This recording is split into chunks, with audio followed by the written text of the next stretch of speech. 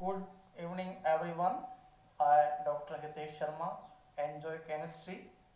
Today, we are going to discuss about general chemistry. The general chemistry is the part of the science. First of all, we should discuss about science. Science जय जवान जय किसान जय विज्ञान, वही science की मैं चर्चा कर रहा हूँ. The accumulated knowledge, the accumulated knowledge which is based on observations, which is well organized and which has been tested and verified, is called science. The branch of science which deals the change in composition of matter, properties, structures and reactions is called chemistry.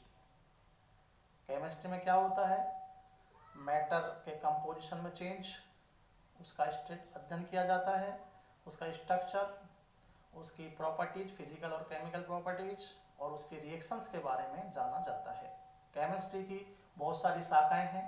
Chemistry का इतना बड़ा ज्ञान है, जैसे आपने भगवान को नहीं देखा लेकिन बिलीफ है कि भगवान है. हम भी केमिस्ट्री के स्मॉल पार्टिकल्स को नहीं देख पाते हैं नग्न आंखों से, किंतु विश्वास है केमिस्ट्री है. और केमिस्ट्री एक इस प्रकार का ज्ञान है जिसको लेकर मैं आज समुद्र के किनारे खड़ा हूँ. समुद्र रूपी ज्ञान है जिसमें बहुत कुछ सीखना हमें भी बाकी है. आज उसी केमिस्ट्री की बहुत सारी शाखाएं हैं जिसमें हम खास तौर से ऑर्गेनिक केमिस्ट्री, जिसमें कार्बन और हाइड्रोजन के कंपाउंड्स उसके पढ़े जाते हैं और ये 20 लाख से ज़्यादा तत्व आज इसके हमें पता है. दूसरी इनऑर्गेनिक केमिस्ट्री, कार्बन हाइड्रोजन को छोड़ करके बाकी तत्वों को पढ़ा जाता है. तीसरी फिजिकल केमिस्ट्री, इसमें फिजिक्स के प्रिंसिपल्स को अप्लाई किया जाता है. चौथी जनरल केमिस्ट्री, और जनरल केमिस्ट्री में आज हम जो डिस्कस कर रहे हैं जिसकी शुरुआत हम मैटर से कर रहे हैं. मैटर वो होता है जिसमें स्पेस होता है और जो मास रखता है, यानी कि वॉल्यूम और मास जिसमें हो मैटर होता है, और जिसमें वॉल्यूम मास नहीं होता वो चीज़ वो पदार्थ मैटर नहीं होता. मैटर में एलिमेंट्स होते हैं. एलिमेंट्स का मतलब होता है कि उसको डिफरेंट प्रॉपर्टीज के दूसरे हिस्सों में नहीं तोड़ा जा सकता, दूसरे पार्ट में नहीं बताया जा सकता. सेम प्रॉपर्टी, जैसे इसमें एटम्स भी हो सकते हैं और होमो एटॉमिक मॉलिक्यूल्स भी एलिमेंट्स हो सकते हैं. मॉलिक्यूल्स में डेफिनेट रेशो होता है, और कंपाउंड जो बनते हैं, कंपाउंड भी एक मॉलिक्यूल का हिस्सा है. कंपाउंड में डेफिनेट रेशो होता है. हम वाटर की बात करें तो वाटर में 2 हाइड्रोजन के एटम में 1 ऑक्सीजन का, डिफरेंट एटम पार्टिसिपेट कर रहे हैं, निश्चित रेशो है.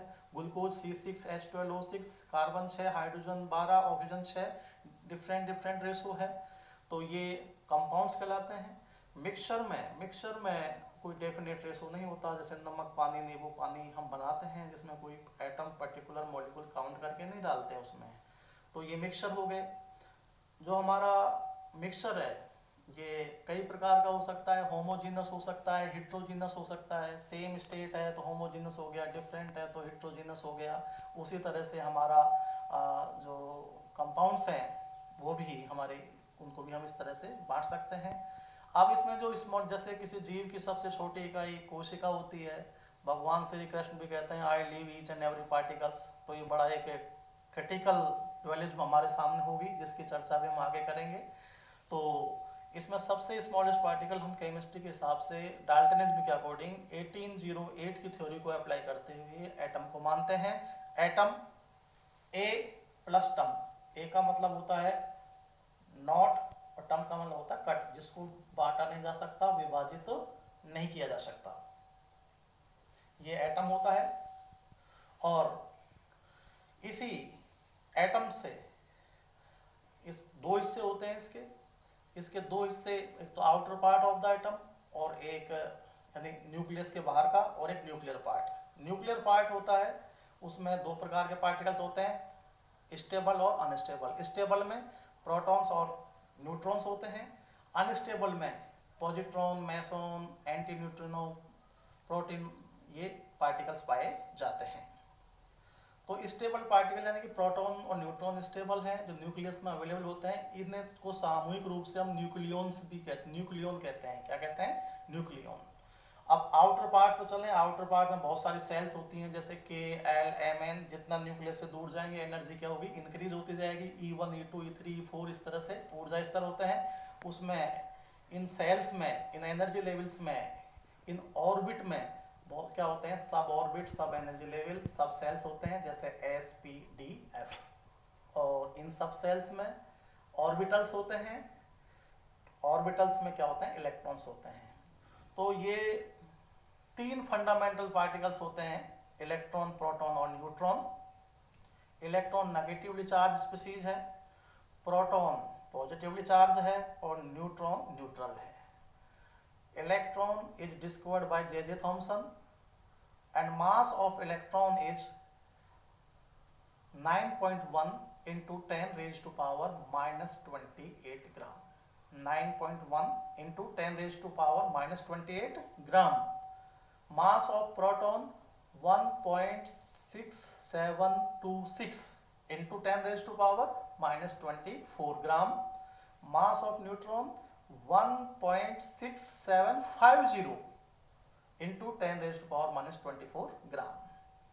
These are fundamental particles and atoms से मिलकर के जो बनता है मॉलिक्यूल होता है। मॉलिक्यूल का स्वतंत्र वजूद है और एटम और मॉलिक्यूल में यही फर्क है कि एटम स्वतंत्र नहीं रह सकता, रासायनिक अभिक्रिया में हिस्सा लेता है। मॉलिक्यूल फ्रीडम है, स्वतंत्र रह सकता है और डायरेक्ट रासायनिक क्रिया में भाग नहीं लेता।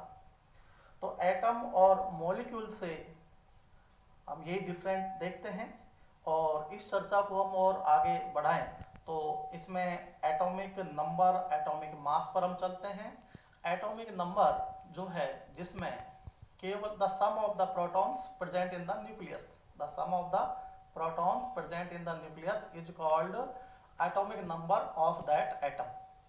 यानी कि प्रोटॉन की संख्या, विद्यमान प्रोटॉन कितने हैं न्यूक्लियस में, वही उसका एटॉमिक नंबर होता है। इसे स्मॉल z से डिनोट करते हैं और z बराबर p।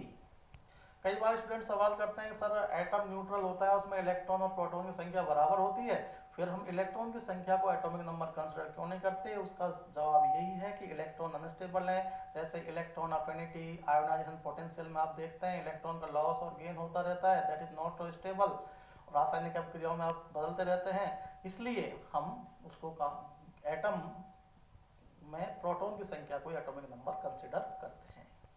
Atomic mass, atomic mass जो होता है वो the sum of the protons and neutrons present in the nucleus is called atomic mass of that atom. इसको कैपिटल ए से डिनोट करते हैं। कैपिटल ए बराबर P प्लस N, यानी प्रोटॉन और न्यूट्रॉन की संख्या का जोड़ एटॉमिक मास होता है। और atomic weight equals to mass number. Atomic weight equals to mass number. Atomic weight, परमाणु भार द्रव्यमान संख्या के बराबर होता है। और इसमें आप देख रहे हैं कि जो रिएक्शंस होती हैं वो हमारे कई प्रकार की होती हैं, न्यूक्लियर रिएक्शंस और केमिकल रिएक्शंस। न्यूक्लियर रिएक्शंस में भी आप देखते हैं हाइड्रोजन बम का फॉर्मेशन, एटॉमिक बम का फॉर्मेशन, इलेक्ट्रिसिटी का प्रोडक्शन, ये सारी न्यूक्लियर रिएक्शंस होती हैं जिसमें न्यूक्लियस पार्टिसिपेट करता है। केमिकल रिएक्शंस में कंपाउंड्स पार्टिसिपेट करते हैं। केमिकल भी दो प्रकार की होती हैं, इनऑर्गेनिक और ऑर्गेनिक। इनऑर्गेनिक में रिएक्टेंट इनऑर्गेनिक होते हैं और ऑर्गेनिक रिएक्शन में रिएक्टेंट ऑर्गेनिक कंपाउंड होते हैं। Organic compound takes part in the organic reaction. तो और किसी भी रिएक्शन में दो प्रकार के बदलाव होते हैं, फिजिकल चेंज और केमिकल चेंज। फिजिकल चेंज से हमारा तात्पर्य है कि उसमें boiling point, melting point, state of matter, viscosity, ये सब क्या होती रहती हैं, कलर चेंज होते रहते हैं। और केमिकल चेंज में नया प्रोडक्ट बनता रहता है। तो फिजिकल और केमिकल चेंज दो प्रकार के होते हैं।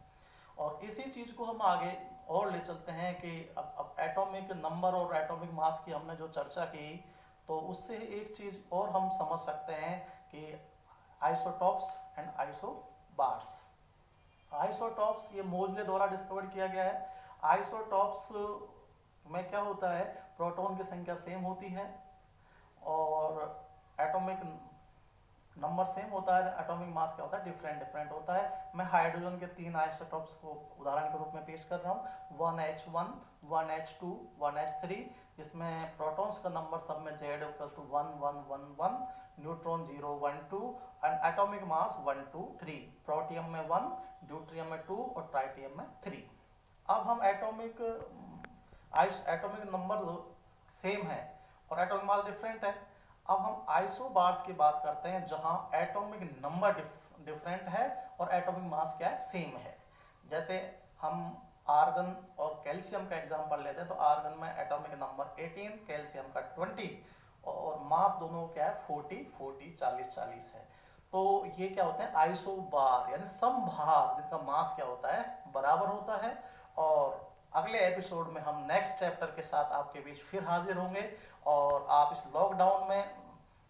लॉकडाउन में हमारे चैनल एंजॉय केमिस्ट्री को आनंद लेते रहें और भी बेहतर फनी वीडियोज हम आपको शेयर करेंगे।